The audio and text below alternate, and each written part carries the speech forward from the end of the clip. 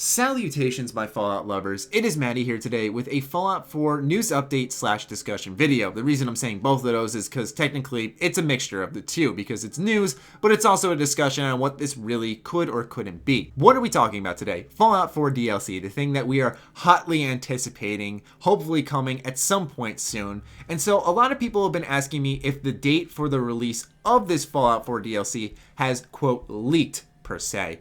And so this is a piece of news that I've been waiting to simmer down and maybe just go away. I didn't feel like it was anything worth covering, but now it just continuously surfaces in my mentions, on my Facebook page, on Sugar Bombs, etc., where people are wondering, what is this?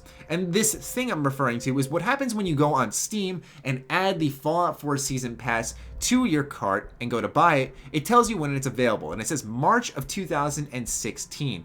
Which is very interesting because I believe that's when a lot of us assume that Fallout 4's DLC will come out. Now, why am I covering this? Well, because people think that since this is such an accurate estimation, because this is coming from Valve/Steam, that maybe this is a leak of some form. Maybe they know something we don't know because they are publishing this, and that they have a date in there, and they know when Bethesda plans on giving out this DLC, and so that's why they have the date in their system.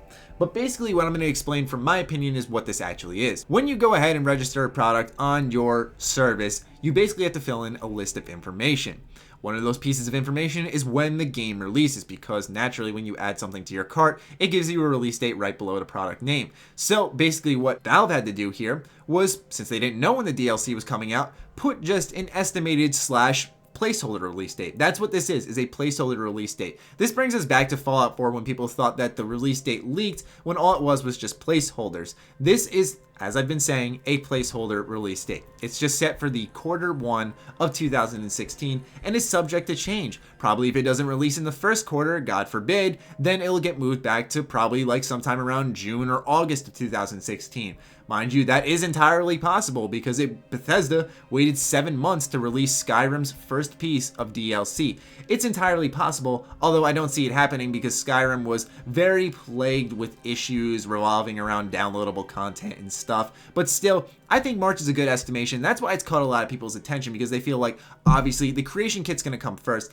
then after that's DLC, but they don't want to make us wait too long because Fallout fans are naturally needy. I can admit that myself.